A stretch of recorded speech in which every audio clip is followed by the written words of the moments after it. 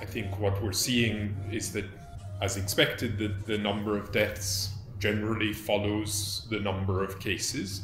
And so we're seeing different trajectories in the kind of increase in deaths by different countries.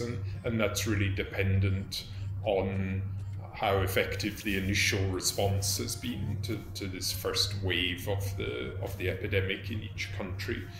What we're starting to see now is people not just look at the number of deaths, but compare that to what would have been expected if COVID had not been around, the number of deaths that you would have expected to be happening at this time.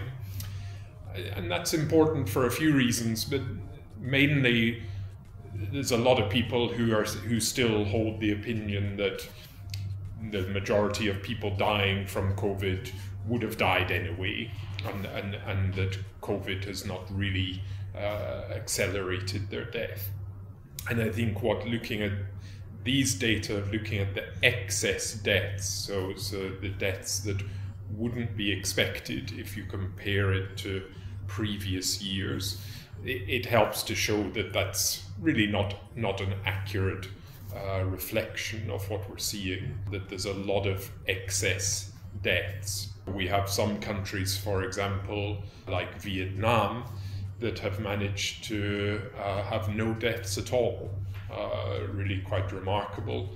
I mean, quite simply, it comes back to taking a very aggressive approach to the virus. And it comes back to identifying every case, isolating them, tracing the contacts, quarantining the contacts, and following them up. And then if any of them become symptomatic, isolating them. It essentially comes back to the basics of the public health response. So I think what we need to learn, and what we have been learning, is that the purpose of the lockdown has not been to eradicate the virus from the country.